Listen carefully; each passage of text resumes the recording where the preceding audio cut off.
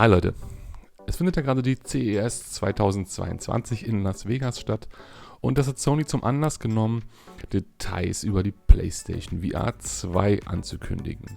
Ja, PlayStation VR 2, das ist jetzt der offizielle Name. Bisher war immer nur von Next Generation VR-Headset die Rede. Also PlayStation VR 2, das ist jetzt der offizielle Name. Und Sony hat außerdem noch den Controllern einen Namen gegeben und die heißen jetzt PlayStation VR 2 Sense Controller. Also an Anlehnung an den Sense Controller von der PlayStation 5. So, und dann haben sie noch eine Menge technischer Details bekannt gegeben, was vorher auch noch nicht bekannt war.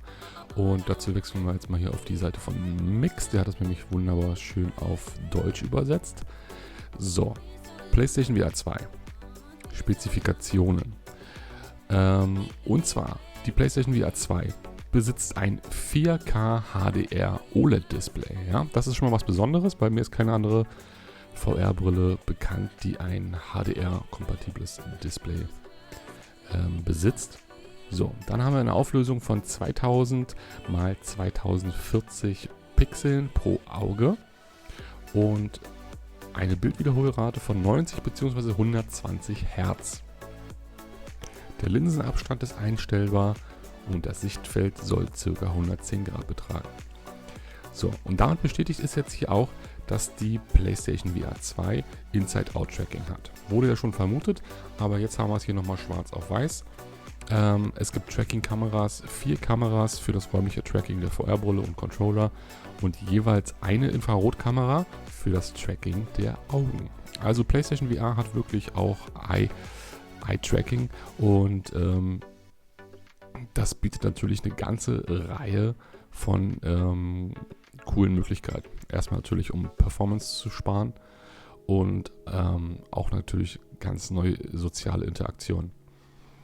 So, dann haben wir noch haptisches Feedback am Kopf durch Vibration.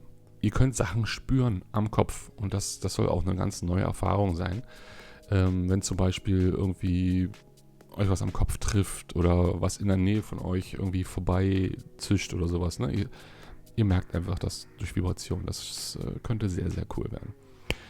Anschluss an die PlayStation 5 per USB-C-Kabel. Ja, wunderbar.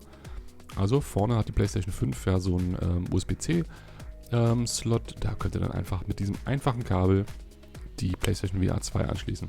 Es ist also kein Kabelsalat mehr. Es gibt keine Prozessorbox mehr, die noch irgendwie aufwendig verkabelt werden muss. Nein, es wird einfach nur wirklich mit einem einzigen USB-C-Kabel an die PlayStation 5 angeschlossen.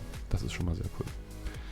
So, Audio-integriertes Mikrofon und 3,5 mm Klinkenanschluss für Kopfhörer, also wie bisher. So, dann wurde hier nochmal genau beschrieben, welche Tasten die Controller besitzen. Das sind im Prinzip eigentlich auch die üblichen Tasten. Den Share-Button nennen sie ja mittlerweile Create-Taste, hier seht ihr das nochmal. Ansonsten sind eigentlich soweit alle Tasten vorhanden, die wir auch von den anderen Controllern soweit kennen. Natürlich Analog-Sticks, ist klar, wissen wir ja schon, dass die PlayStation VR 2 Controller auch jetzt endlich Analog-Sticks besitzen. Was ich bei den Controllern noch ein ganz cooles Feature finde, sind die kapazitiven Sensoren.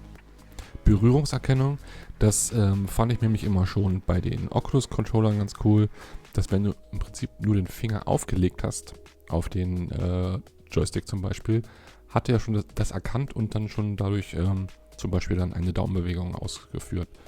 Das fand ich schon mal ziemlich cool. Also das gefällt mir. Infrarot-LEDs für räumliches Tracking und dann Feedback-Trigger-Effekt. R2 und L2-Taste, also die Trigger-Tasten vorne hier, die haben haptisches Feedback, so wie wir es von dem PlayStation 5 Controller kennen. Und das ist schon mal ziemlich cool. Anschluss USB-C, Verbindung Bluetooth 5.1, alles klar. So, Lithium-Ionen-Batterie. Aussehen, Preis und Erscheinungsdatum sind weiterhin nicht bekannt. Aber ich gehe davon immer noch aus, dass die PlayStation VR zum Weihnachtsgeschäft diesen Jahres dann wahrscheinlich verfügbar sein wird.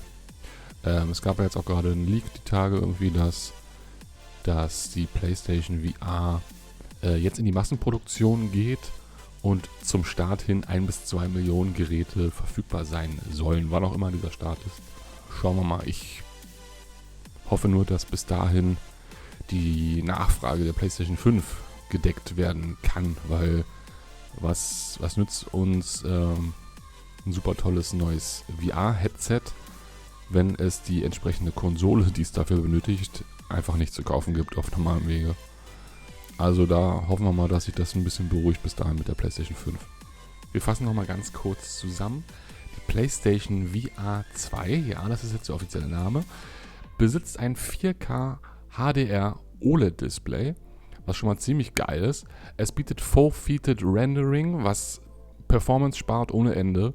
Eye-Tracking, haptisches Feedback in den Controllern, nur noch ein einzelnes Kabel. Sony hat aber nicht nur die Hardware-Spezifikationen der PlayStation VR 2 bekannt gegeben, nein, sondern auch einen Teaser gezeigt von einem Spiel, welches sich in Entwicklung findet für die PlayStation VR 2.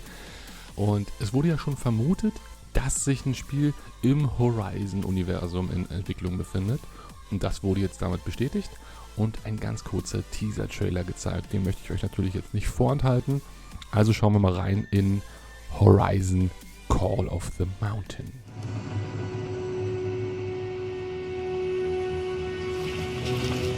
There.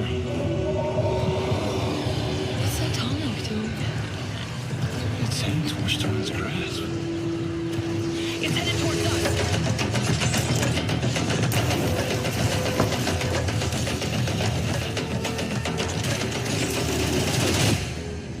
Das war schon ein kurzer Teaser.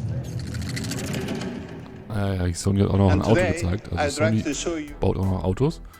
Schreibe ich gleich mit auf meine Wunschliste. Ja, also das war es gewesen, was ich euch noch kurz nochmal zusammenfassen wollte. Also wir können ganz, ganz doll gespannt sein auf die PlayStation VR 2. Ich bin es zumindest, ich freue mich richtig drauf. Hab da richtig Bock drauf, weil ich bin sowieso großer Sony-Fan und bin mir ziemlich sicher, dass was Sony da in petto hat, das wird richtig geil. Also, schreibt mir gerne mal in die Kommentare, was ihr von den Ankündigungen heute auf der CES haltet. Und dann sehen wir uns bald beim nächsten Mal. Macht's gut. Bis dann. Ciao.